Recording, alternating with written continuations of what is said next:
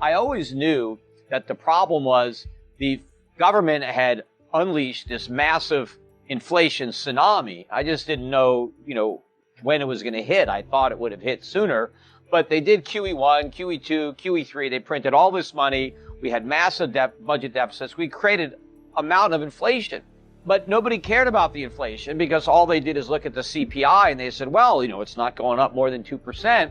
And part of the reason for that was the way they rigged the numbers. It really was going up more than 2%, but it wasn't going up 10%. Maybe it was going up 4 or 5%, but they could fudge it enough to make it look like it was going up less than 2%. But after COVID, right, we just went crazy with the money printing and we sent everybody home and had people not work. I mean, that really brought everything to a head.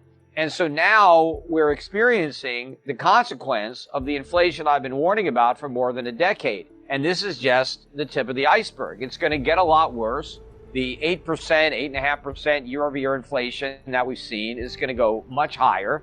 The Fed is not going to be able to fight inflation. It spent the last 10 years or more creating inflation. And there's no way they're going to get rid of it, not unless they're willing to allow a much worse financial crisis than the one we had in 2008, not unless they're willing to allow a far greater recession than the Great Recession we had in 2008, 2009. And in order for us to get rid of inflation, the government is going to have to get rid of the budget deficits because they've been paid for with inflation. So we have to have massive cuts to government spending and maybe big increases in taxes, not on the rich, but on the middle class. On average, Americans are going to have to pay much higher taxes because government has been paid for through inflation.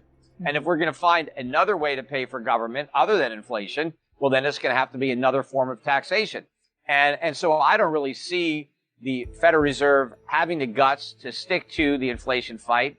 I don't see the U.S. government, having the integrity to make the type of spending cuts or tax increases that would be necessary. So we're just going to have inflation.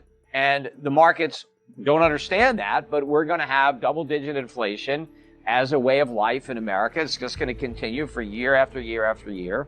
And there's really no relief in sight. And then I do think at some point, the bond market's going to collapse. We'll have a sovereign debt crisis and a currency crisis as our creditors realize that the dollar's a bottomless pit. But, in the short run, we had this big sucker rally in the dollar. Maybe it just ended. We're starting to see people question the Fed's resolve in fighting inflation now that we saw the Bank of England pivot. And now we're looking at potential bailouts of UBS in Switzerland. And some investors are starting to think, wait a minute, if the British couldn't handle it, if some European banks are going to fail with higher rates, what about American banks? We're not immune to this, and we're not. I mean, if the Fed raises interest rates the way it's claiming, everything is going to implode. And now people are realizing that the Fed may not allow that to happen. And so the dollar is going to implode instead. Remember, we've had these big increases in consumer prices with a huge increase in the value of the dollar relative to the euro and yen and other currencies. And so that's really mitigated how much prices have gone up.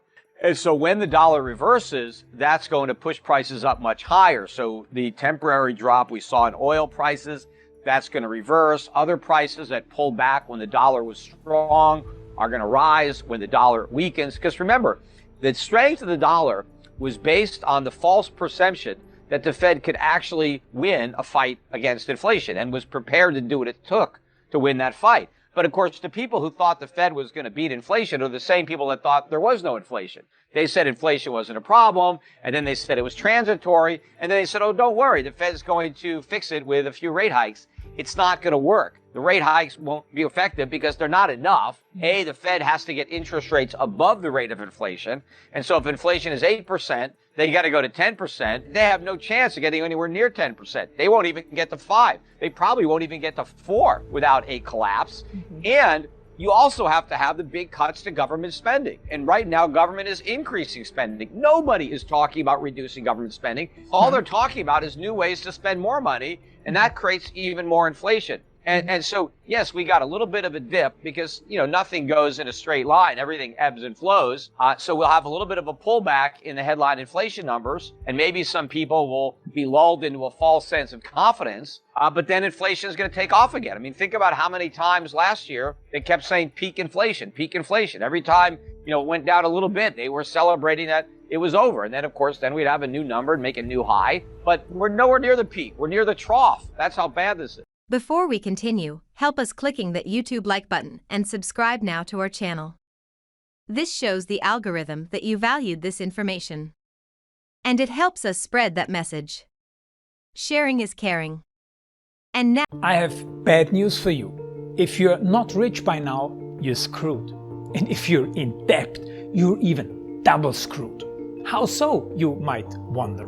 Well, the sad truth is that you're working your whole life to make someone else rich.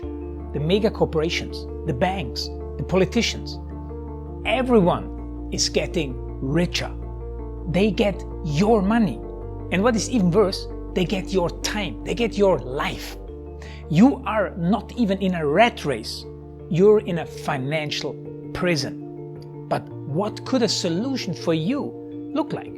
Honestly, I don't know, but I know what a solution for me would look like. It's very simple. I use whatever money I have and I multiply it with 1,000. This could make my life much easier and probably yours as well.